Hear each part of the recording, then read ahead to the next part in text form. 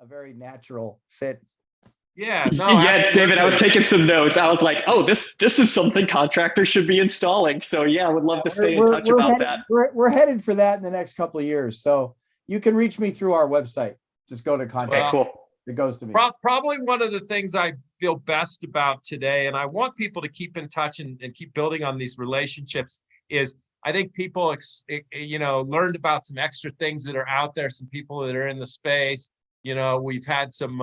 We've had a few nice breakout rooms where we put different innovators and startups and other people together.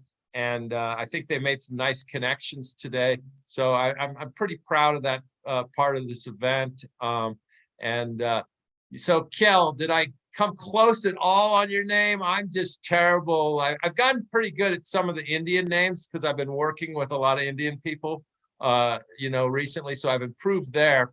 But overall, I don't have a great ear and have trouble with some of those tough names. So can you say it for us? Yeah, Kjell, that was pretty good. Oh, okay. All right. Well, that's good to know. All right. So why don't you tell us about Leave It in the Ground? I think the name's fairly descriptive, but you talked about those carbon bombs with me, and so yeah, tell us all about it. Yeah, thanks first of all for the opportunity to share this virtual space with your fellow presenters, and I will talk a little bit about our approach to doing something about the climate emergency that we're going through right now. And the point of intervention that we have chosen is what we call diffusing carbon bombs.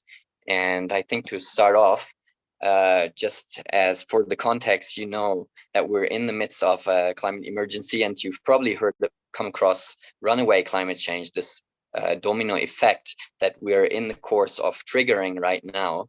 And every little bit of fossil fuels that we burn are throwing more fuel on the fire and are accelerating this domino effect right now. And if you have come across an organization called 350.org in the US, they chose their name because they said this number 350 is the most important figure on planet Earth. And why they think so is because scientists have looked at the past of planet Earth and have tried to figure out how CO2 levels and temperatures behave. And they found this threshold, this tipping point, where if it stays above that threshold for an extended period of time, then the whole planet shifts into this hot state. It has been called hothouse Earth, and it's a state that is 8 degrees warmer than what we have right now, with no ice on the poles, with sea levels 60 meters higher. So it's not the same planet Earth that we evolved on and that we know. So in order not to go to that, we need to get below 350 parts per million of CO2 in the atmosphere. And the catch is that right now we're way off over 400. And if you think the solution to this is reducing emissions, you're wrong. You're looking at the wrong graph. This is not emissions. This is CO2 in the atmosphere. We have to stop emitting to even stabilize this level, and to bring it back down, we have to stop emitting altogether. And then we have to reabsorb carbon from the atmosphere and build soils and reforest and do all kinds of things in order to bring CO2 levels down. So actually stopping the burning of fossil fuels is just the first step on the way to climate stability. Now, Lingo, the Leave It in the Ground initiative, is working in that space with what we call game changers for the fossil fuel industry. And identifying the carbon bombs is one of our work streams, and there are others like fossil-free zones, which I won't go into, or charting a way for oil companies to transition. And we have a team of about 20 people around the world, and we're growing quite a lot in the last few years. Now, the question that we have asked, and that surprisingly nobody had cared to answer before, was what are the biggest fossil fuel projects in the world making the situation worse? And it took quite a bit of chasing data, but we found it, and we found that there are 425 fossil fuel projects, which we call carbon bombs, which are in the gigaton range. These are coal mines or oil and gas fields. And being in the gigaton range means that if you take the oil and the gas out and you burn it, you get a gigaton of CO2 emissions. I'm from Germany. Germany emits about half a gigaton per year. So this is one coal mine emitting as much as the whole country of Germany with 80 million people, highly industrialized, in over a year or two. And here we have charted the size of these carbon bombs against the carbon budget. As you know, at Paris, the global community agreed that we should not exceed 1.5 degrees Celsius of warming, and scientists can translate that into an amount of CO2 that could be emitted, and that's the white shaded part up here. The rest of these are historic emissions, and you can see that the carbon bombs do not by any means fit into that carbon budget, which could be considered the space to break, to start transforming our energy systems into zero carbon and 100% renewable energy systems. And the carbon bombs, they're off the charts. So something needs to be done about this. The Guardian helped us get the word out with the front page story last year, and now we're talking to journalists and we're talking to many campaigners how to bring this into their work. And we've laid out a 3-step process for this, and that is first to identify these projects, then understand how they operate, where they're at, and where they have their weak spots, and then go and defuse them. So the identification has happened. Here is the world map with big clusters in China, in the Middle East, and North America. And we've published the list of these projects, so you can figure out which ones they are. In terms of understanding, here's something that investors, I think, would be interested in. These projects, and I must say, 40% of the projects on the list are new projects that hadn't even started yet. So this is companies, governments in the midst of the climate emergency, preparing projects of that size to make the situation worse. And here's an interesting part for investors. These projects are so huge, they always take billions in financing, and they take years to prepare, years to get approval, studies, to get the financing together, and then they take decades to implement. And what this means is that in spite of the name carbon bomb, that sounds like, oh, this is going to explode very soon.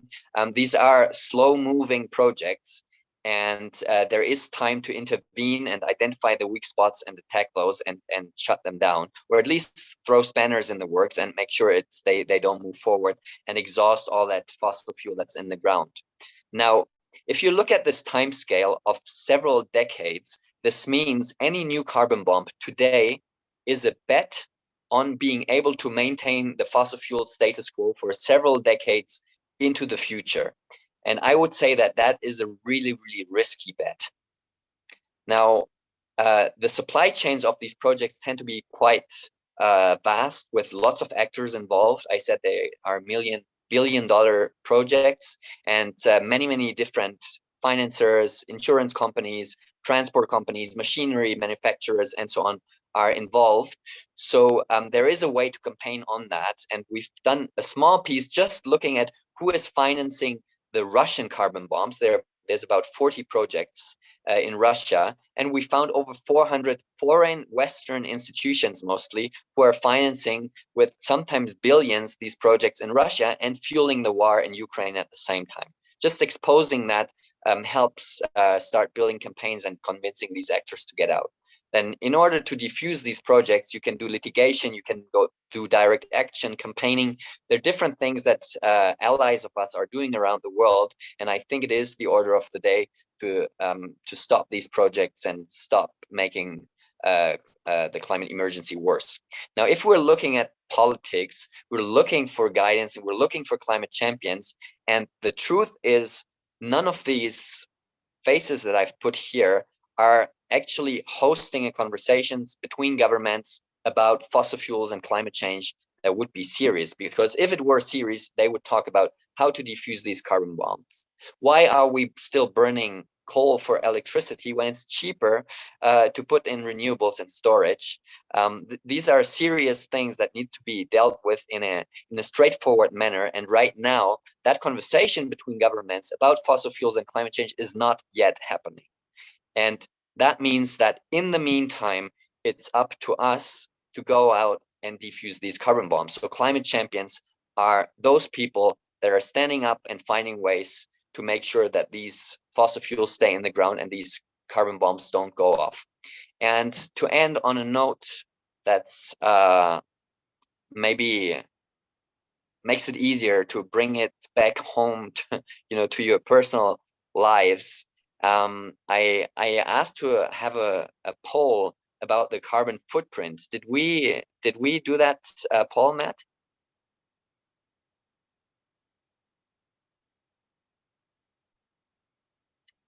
Okay, I don't hear anything, so I would assume that we didn't. Maybe we can do it later on. I assume, oh, here you go. We've got the IPCC reports.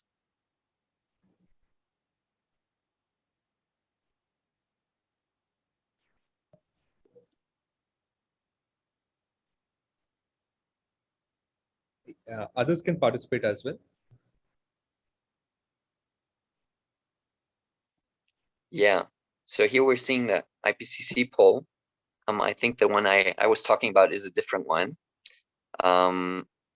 Well, I guess I can just carry on. I would assume that most of you have heard about their carbon footprint and have maybe even done things to reduce it, or maybe even if you're working in an industry, you've worked on reducing the carbon footprint of your industry. Now, what many people don't know is that the concept of a carbon footprint, there you go. Okay, let's do that poll. And I will ask our tech colleagues if you could show the results to us.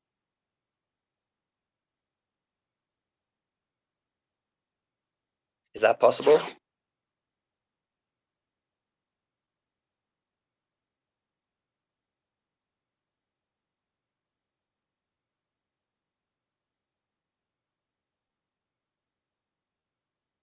Okay, I'm not seeing the screen moving, so I assume that it's not as straightforward as I thought it would be to show us how many people care about their carbon footprint. Oh, here you go. Okay, are you worried about 43% very much, 57% a little bit, not at all, nobody. What's a carbon footprint? Nobody. So this means half the people care a lot and half the people care a little bit. Everybody knows about the carbon footprint. Now, what's interesting is that. Sorry, you know what? I didn't realize I was talking to you the whole time and I was on mute. I apologize. I'm just getting tired here, and I forgot to vote. So put it 4-4 because I would have voted. I do care about my footprint, although I haven't done as much about it as I'd like. It's hard, but Okay. I am conscious of it. All right. Well, thank you.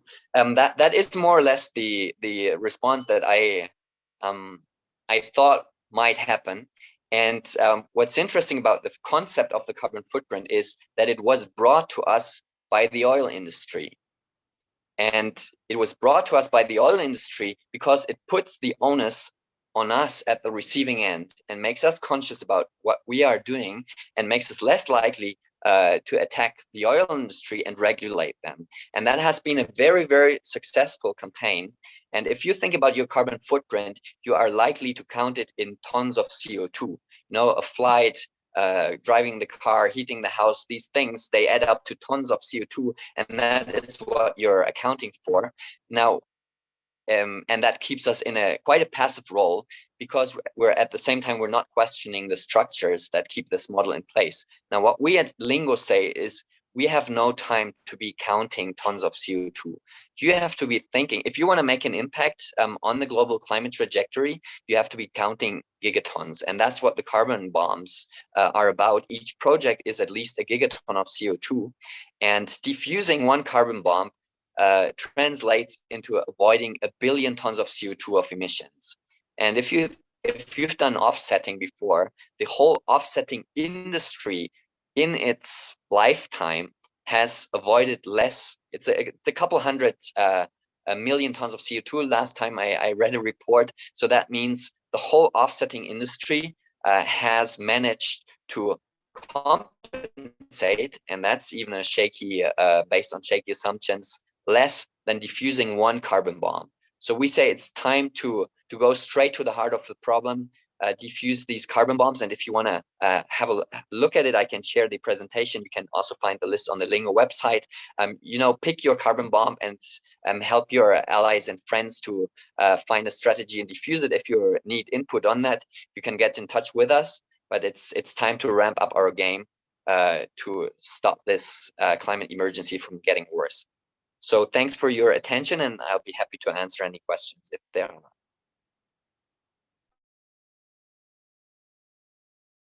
Yeah, so Kjell, I'll say a couple things. We did talk about a few of those stats, and I think you're spot on there. Obviously, we need change at scale. Earlier today, we did discuss a little bit about politicians and what they respond to, and I think until they see the grassroots efforts and individuals stepping up and taking responsibility. I'm not saying the oil companies aren't majorly responsible, and they hid reports from us and probably even lied about reports for quite a few years. But we've known about the issues for a while, and if politicians respond to voters, and if voters don't make it clear that they don't want more fossil fuels, voters tend to get upset when gas prices go up. So I think we do have to, individually and collectively as individuals, take some responsibility, and we can't just put it all off on the oil companies. I don't know if that's more of a statement than a question, but I agree we need to defuse these bombs, but I think some of it comes from us, being more proactive and making clear our wishes, and not just having it be words, but having it actually be actions. Yeah, I agree with you that there is a place for individual action. And I think we're here in a room full of entrepreneurs who are going out there, creating things and making change in the world. And I think there are many things that you can do. And we are also at Lingo working on that bottom-up strategy. And that's the matrix of fossil-free zones that I showed earlier, where you can, get off grid or get onto renewables with your house. Then you have a fossil-free home, and then you move to your neighborhood and then your city. And that is a stepwise process, and everybody should be working on the next step. I'm working on getting my kitchen off fossil gas. I'm an environmentalist, and we're still cooking with fossil gas, which is not only heating the planet but toxic. That's my next step. And I think that the fossil-free zones are a framework, are a matrix that everybody can link into doing the next steps on their local sphere of influence. But I think that doesn't let us off the hook to go out and say, the government is subsidizing companies to set off carbon bombs. That shouldn't be happening, and we should be, at least supporting the people who are fighting these fights and slowing things down for the fossil fuel companies. Well, I agree with you. I think we should be supporting those people. I mean, we should be supporting them financially if they're NGOs and they're doing work in this area. And I think we need also should support them with our actions. And like you said, that very little fossil fuel emissions have actually been offset, right? Relatively speaking. And that shows people are sort of happy not to take responsibility for their own personal actions.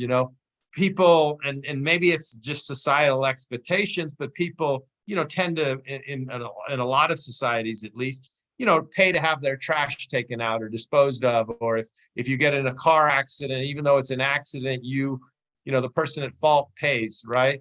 Where with fossil fuel emissions, we've just gotten used to being able to pollute the environment for free.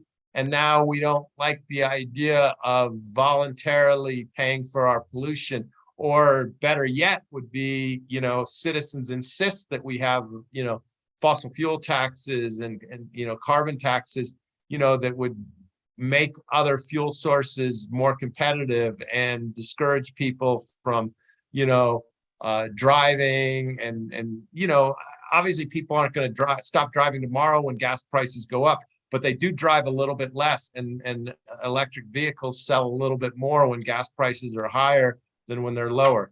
So what would you say to that? What you're describing is a change in society that's largely based on the existing institutions and the existing structures. And I would say that governments, people are already behind climate action largely around the world.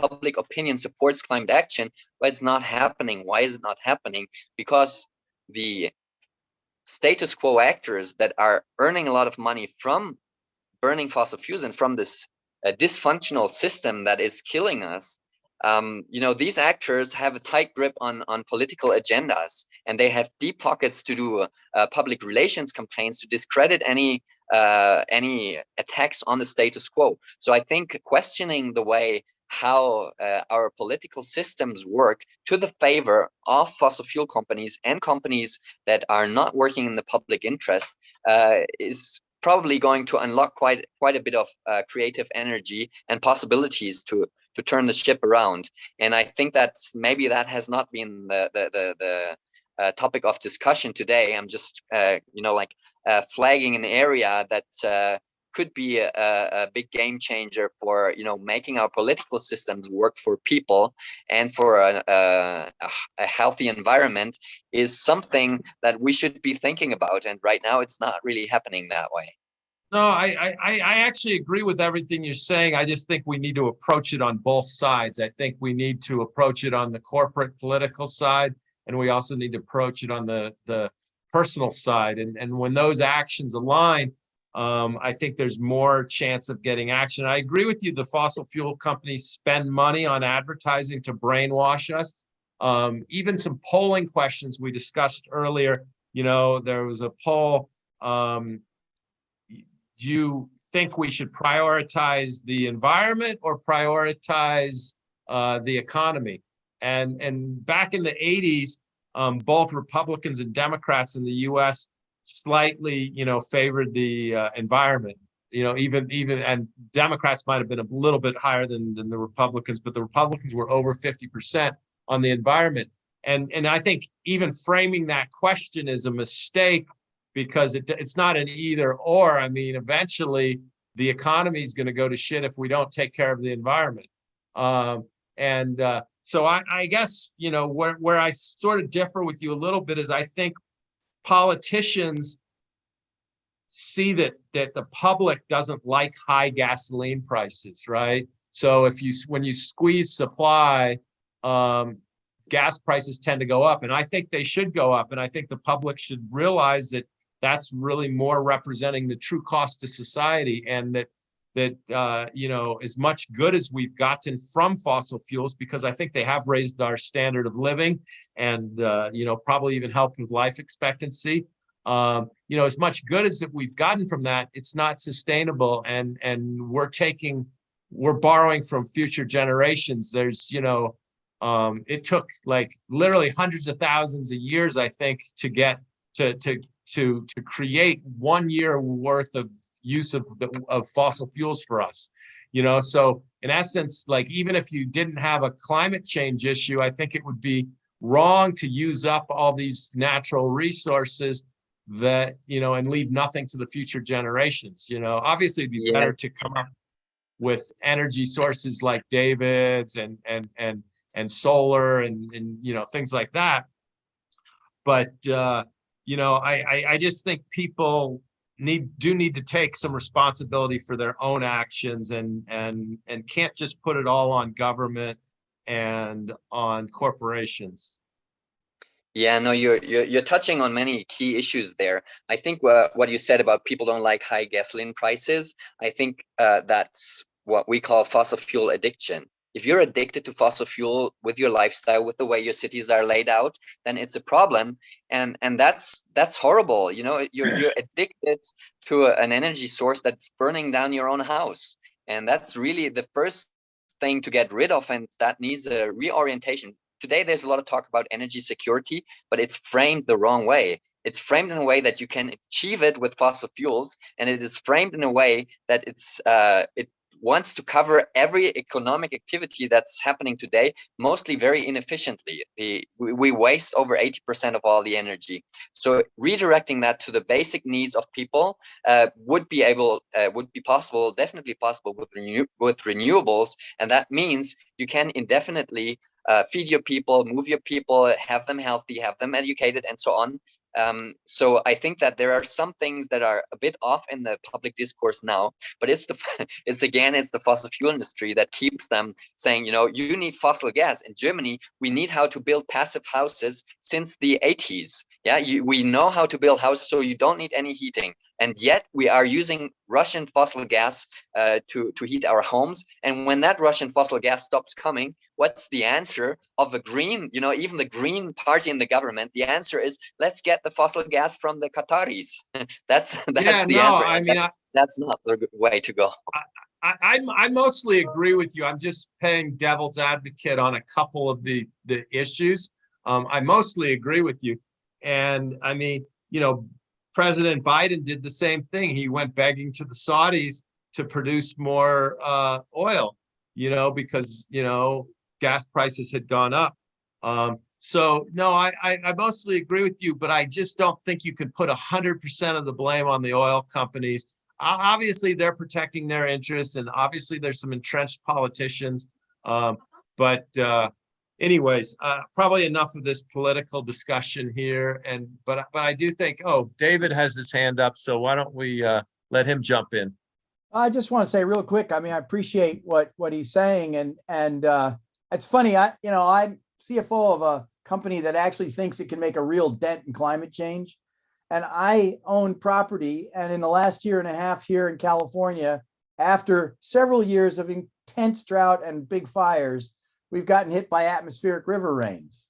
And it's literally cost me a couple $100,000 worth of damage to my own property. So I'm impacted by climate change literally today. As far as I'm concerned, I've never seen the level of intense rain that we just experienced this past winter and the previous winter, which caused mudslides on my hillside and damaged. And so I completely agree with everything you're saying. And I honestly think that we have to have a serious conversation about if we're really going to attack this. I mean, all of these solutions are great. You have to look at what's the most leveraged ways to go. And it's going to take everything. And there has to be, you can't just say, well, I'm going to fight the fossil fuel people. Fossil fuel people got to live here just as much as anybody else, but we have to have a way to transition to better things. And certainly that's what I stand for, but I applaud what you're doing. So that's it. Yeah, no, I did too. And I mean, I think if more people were aligned with you, then I think we'd actually see more of the individual action, and it would be that much harder for the fossil fuel companies and the politicians to do nothing and be obstructive to us trying to save ourselves. But I like I said, I do think you need more people engaged. I think you need more people speaking up their voice, and I think you do need people taking personal responsibility and trying to cut their own emissions and trying to use alternative methods. I mean, there's some people that could walk to work or could ride their bike places that don't. And some of those are personal choices. Some of it is the way things are laid out. But, ultimately, it all comes down to humans, right? Whether it's an oil company, it's run by humans. Whether it's politicians, it's run by humans. So the problem is us as humans. And I just believe we do sometimes have to break it down to the individual level and ask ourselves, well, what are you doing? What's your lifestyle signaling? How are you voting? Are you voting for the politician who did something that raised gasoline prices, or are you voting against him because you're upset? So I do think a lot of it, comes down to personal decision, because, I think we've probably covered that enough. Do you have anything more, Kjell, that you wanted to add? Yeah. I'll let you get the final word, and I'll stay quiet now. Yeah, you said the problem is us humans, and I think that's right. And the solution is also us humans, and that is something that over the years we've kind of peeled off the layers of the onion to arrive at the core belief of most people today alive. I would say that we are a problem. We're bad for the environment. We are, destroying the planet, the environment, and I think that as long as that is the belief that we hold about ourselves is what we're going to be doing. And environmentalists tend to, try and slow down the rate of destruction. And it's like, like the fossil gas industry tells us, this is cleaner pollution. You should go cleaner pollution. Coal is much more damaging, or you should reduce. That's the whole mantra of, the climate discussion is reducing emissions. What does reducing emissions mean? It means continuing polluting, but a little bit less. And if you think you're a bad actor, humans are bad inherently, that's all you can aspire to. But I believe that humans can be gardeners, can be guardians of our homes. We're doing it in our homes every day, in our own gardens. David talked about his home. I think he's going to clean it up and, make it nice again. And that's what we do at home. And that's the thinking we need to apply to our home planet. And if we do that, we have a potential of having 8 billion people making this planet a better place. And I think that's a very empowering vision. And I think it starts by, stopping the bad habit of burning fossil fuels. It will take some work, but we are capable of stopping that bad habit and then turning to making this planet a nice place and improving everything, and not looking at ourselves as bad actors, but as the solution to these problems. And I think that's the thinking. I see that in the entrepreneurial community quite a lot, not so much yet among environmentalists, but I think that's the direction we need to be going into. No, I 100% agree with you. Some of the promo material for this, invest like it was your home, in terms of investing in the planet, because it is our home, it's our shared home. And I also think collaboration and cooperation is important. And, so I do 100% agree with you there. And I agree with most of the message. I just, don't think we can, as individuals, be let off the hook just because it's the system and the oil companies and the politicians. I think, you do have to take some responsibility for personal action. And I have no doubt, that the oil companies may have invented the carbon footprint to put it on us and take some blame away from them. But I think the blame is shared, at least some with individuals as well. And I think individuals have, can empower themselves by, making decisions. And if enough individuals do that, then the politicians, sort of either risk losing office or following along. So yeah, so I don't know if I gave you the last word there, but I think I mostly agreed with you. So I hope that's good. I actually got so wrapped up in this, I didn't even look who's next. It's am